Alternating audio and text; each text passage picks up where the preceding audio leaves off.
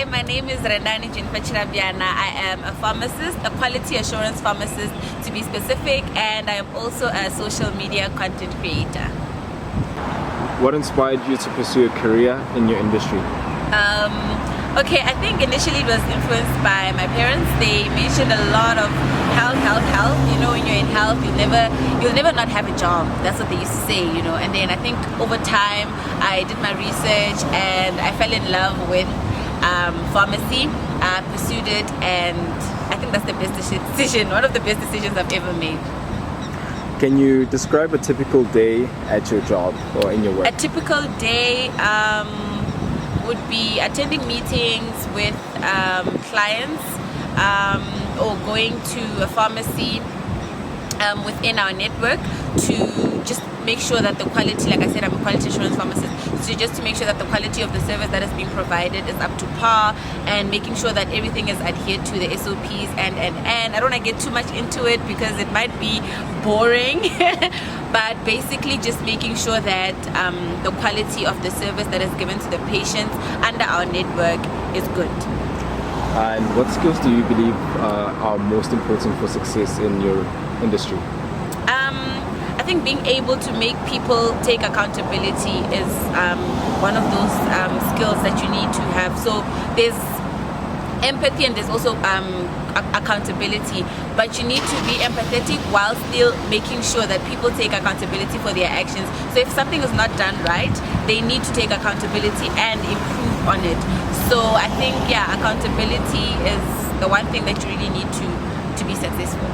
How do you maintain a work-life balance while pursuing your career in social media as well as pharmacy? I think my work allows me to be a bit flexible. I don't work weekends. I don't work crazy shifts. I have time. I also get to work from home sometimes. So I'm at the office sometimes, but I'm also at home at times. So this allows me to do my content while I'm also doing my work. Although when it's time to work, it's time to work, and when it's time for content, it's time for content. But I feel like that flexibility does allow me to balance it out. And then weekends are for nice time. Alright.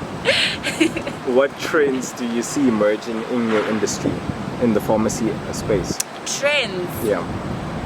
Globally and locally. I think more young people taking on like responsibility and responsible pharmacist positions. I think it's a trend that's been growing, and it's a good and a bad thing, because sometimes it's because the companies don't really want to pay them. They're like, oh, you're still young, so let's take you in and let's give you this position. And then when it's someone who's older, they know they might have to pay up, you know. So, but those are some of the trends I'm seeing. But I think because we've spotted that this is what's happening, even as young pharmacists, we're able to say, as much as I'm young, if I'm doing this job, then this is how much I deserve, and I'm not going below that. Can you share a mistake or a lesson you've learned early on in your career? Cramming doesn't help. Yeah, I think that's one thing. I got into it thinking, nah, I'll just cram, pass and forget. It doesn't work in this industry. It will come back to bite you. I did a lot of cramming in the beginning, but then as time went, you have to go back to first year. What did you do? Everything just links. So I think that's one of the mistakes I made. I feel like if I had just studied better and studied to understand some things, I would have probably done better in other things. But I think that's one of the mistakes a lot of young students make. You just want to cram, pass, forget. But it doesn't always work, especially in my industry. Yeah. What's been the happiest moment of your career thus far? Graduating for my master's. It was one of the hardest things I've ever had to do. I cried so much. It was hard. It was really hard. So when I got on that stage, nothing else mattered. It was like, it's done. And I look back and I'm like, yeah, I did that. So that was definitely the happiest moment of my career. What are some of the exit strategies that people have in your industry? Like, where do they typically move on to? I think most of them venture into their own businesses, but that's still within the industry. So you mean outside of the No, I mean within the pharmacy? industry. Oh, within the industry. Yeah, a lot of people venture into their own. So you'll start maybe working for someone or another company, and then over time some of them end up having their own maybe consulting firms or their own pharmacies, but they venture into just being their own bosses over time. Yeah, I think they venture into entrepreneurship within the industry. Has everything been worth it so far? Yes.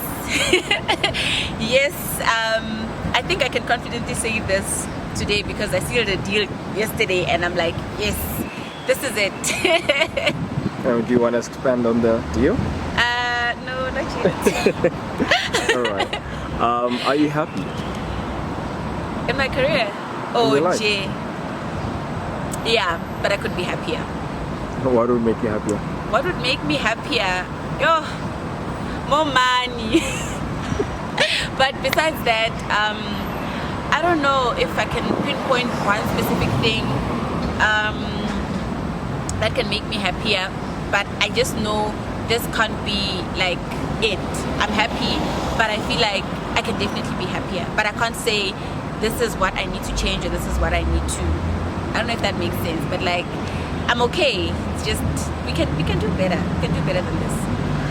What are some of the compensation options that your market is willing to give a master's in pharmacy? Some of the compensation? Yeah, like how much do people get paid in the industry? Enough. I'm not. You can give us a ballpark. Someone with some experience, 5 years, 10 years, what that looks Give like. me a number and then 5 my years. reaction. Oh, $1 million. Yeah. Per annum. Per annum, yeah. Yeah. Yeah. There are people that make that. There are people that make that, and then there are people that make slightly below that. But yeah, $1 million per annum, yes. Okay. 2? Yes. But that's like higher up. And Okay, then, yeah. Yeah. We want to see how far it goes. 5? Yo, I haven't met. Maybe they are like the big bosses of the big pharmaceutical companies. Mm-hmm. Maybe more than that, but I think from the people that I know, it goes up to maybe 3, 2.5 people in my network.